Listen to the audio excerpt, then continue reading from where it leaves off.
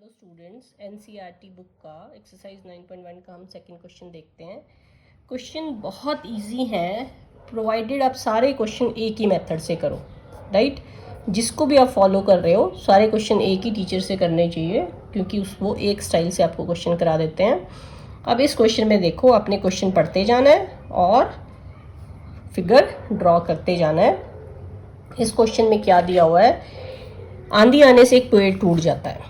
तो सबसे पहले तो पेड़ बनाएंगे। ये मैंने एक पेड़ बना लिया AC, और ये B पॉइंट से टूट जाता है। जब ये टूटेगा तो ये नीचे गिरेगा और वो यहाँ पर ग्राउंड पे आके टच हो जाता है, इसलिए C और C मैंने आपको कॉमन दिखाए हैं। और यहाँ माना AC एक पेड़ है, तो AC क्या हो गया, AB प्लस BC। दो काम हमारे हो गए। अगला सेंटेंस पढ़ते हैं। और पेड़ जमीन के साथ 30 डिग्री का कोण बनाता है, तो कोण बना लिया। सेकंड सेंटेंस पढ़ा और मैंने अपनी कॉपी में लिख दिया angle BCA is equal to 30 degree. C पे कोण बना रहा है तो C सेंटर में आएगा, आगे लिख दिया गया है। अभी मैं क्वेश्चन पढ़ रही हूँ और लिखते जा रही हूँ, मैथ्स तो कर ही नहीं रही हूँ। पेड़ के पाद बिंदु की दूरी जहाँ पेड़ का शिखर जमीन को छूता है 8 मीटर है।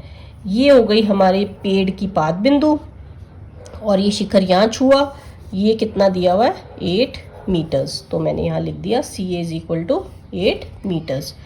जस्ट किताब में जो दिया है उसको मैंने फिगर में कन्वर्ट कर दिया और कुछ नहीं किया।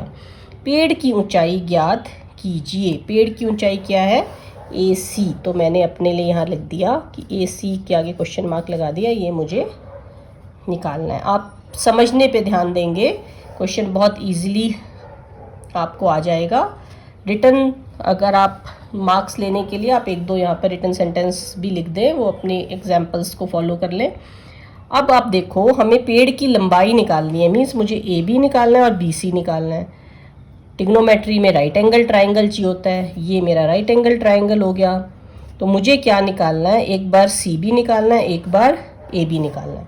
तो आप क्या ध्यान रखेंगे कि जो मुझे दो चीज़ निकालनी है वो मैं ऊपर रखूँगी, एक ही साथ मैं दोनों चीज़ कराऊंगी। एक जगह मुझे AB निकालना है, मैंने ऊपर रख लिया। एक जगह मैंने BC निकालना है, ऊपर रख लिया। दो चीज़ दी हैं इसमें हमें, एक एंगल दिया हुआ है और एक ये वाला डिस्टेंस दिया हुआ है। जो दिया हुआ है वो नीचे रख लेते हैं और जो नहीं दिया हुआ है वो ऊपर रखते हैं। तो यहाँ भी मैंने 8 ले लिया और यहाँ भी मैंने 8 ले लिया। बस मेरा क्वेश्चन होने वाला है। मैं AB निकाल दूंगी, BC निकाल दूंगी, मेरा क्वेश्चन हो जाएगा। अब मुझे AB क्या है और ये क्या है ये देखना है। अब यहाँ चलते हैं। इसमें आपको अभी तक तो याद हो गया होगा, जिस पे हमारा एंगल लाइन पे बना होता है, बैठता है, उसको हम B बोलते हैं। उसके सामने वाले को P बोलते हैं। P के लिए याद रखने के लिए स्ट्रेट लाइन के सामने स्ट्रेट लाइन, और ये P स्लांट लाइन के सामने स्लांट लाइन, और ये H, PBH आ गया। तो आप सामने लिख लें, AB क्या है हमारा, P, और यहाँ पे बेस दिया हुआ है, राइट। इसमें भी साथ साथ लिख लें, BC क्या है मेरा, H। इसके सामने मैं आपको रफ वर्क करा रही हूँ, H, और नीचे तो हमारा बेस ही है। तो अब मुझे क्या चाहिए, P/B और H/B अगर मुझे पता लगा और मुझे वैल्यूज़ पता है तो मेरा क्वेश्चन हो गया। उसके लिए आप अभी तक तो याद कर चुके होंगे, मगर इस क्वेश्चन में मैं एक बार दोबारा आपको करा देती हूँ। कैसे हमने याद किया था, some people have curly black hairs, Tim playing with ball.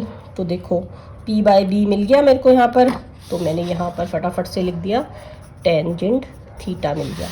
अब यहाँ पर देखो, यहाँ पर मुझे क्या मिला, H/B चाहिए मगर B/H मिला, तो मुझे यहाँ इसका उल्टा मिला, C का उल्टा। तो मैंने भी यहाँ पे C का उल्टा लिख दिया। अब ये मैं क्यों करा रही हूँ अभी आपको क्लियर होता है। उसके बाद मुझे वैल्यूज़ चाहिए, वैल्यू भी मुझे याद नहीं है तो उसका टेबल भी मैं फटाफट निकाल लेती हूँ। मैंने साइन थीटा में क्या बताया था, शाइन करना। शाइन करना मतलब हम 0 थे और हम शाइन करते करते 1 पे पहुँच गए, इतना शाइन किया हमने। बीच में क्या था, 0 के बाद हाफ, फिर 1/√2, √3/2, फिर इसको उल्टा करके लिख लो 1, √3/2, 1/√2, 1/2, 0।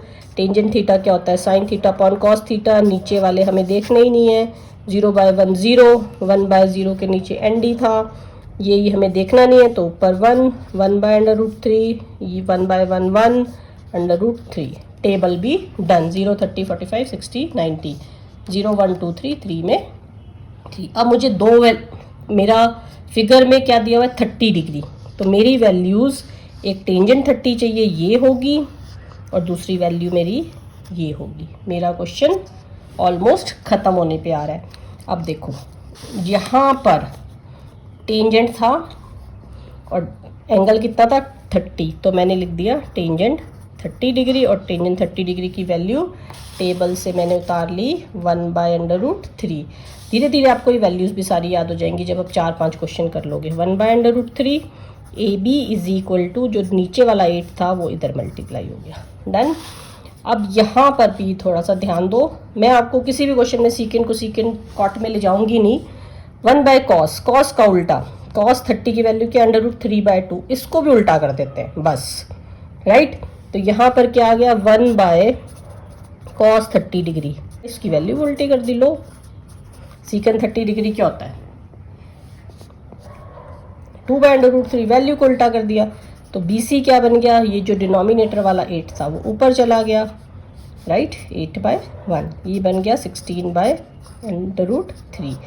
दोनों वैल्यूज़ मेरे पास आ गई, AB की भी आ गई, BC की भी आ गई। अब हमने क्या करना है, पेड़ की लंबाई AC हमारी क्या थी AB + BC, इसकी वैल्यू आई 8/√3, इसकी वैल्यू आई 16/√3। ये देखो √3 सेम आ गया, 8 16 और 8 कितने होते हैं 24।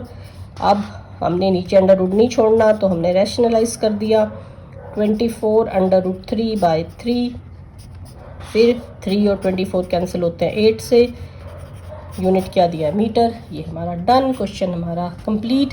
कितना इजीली हमारा क्वेश्चन हो गया। आप सारे क्वेश्चंस को इस फॉर्म में करके देखें, अगर आपको ये टेबल भी याद हो गया है तो ये बताना ना पड़े, तो ये क्वेश्चन 4 मिनट्स में हो गया। हमारा टारगेट रहना चाहिए पढ़ते हुए कि हमारा क्वेश्चन विद इन टाइम में ख़त्म होते हैं नहीं होते। यही क्वेश्चन अगर मैंने 20 मिनट में किया तो उसका लॉस भी मुझे कहीं ना कहीं होगा, मेरा पेपर ही नहीं कंप्लीट होगा। दैट्स वाई हम सिंपल चीज़ों की तरफ जाते हैं कि क्वेश्चन टाइम पर ख़त्म हो जाए।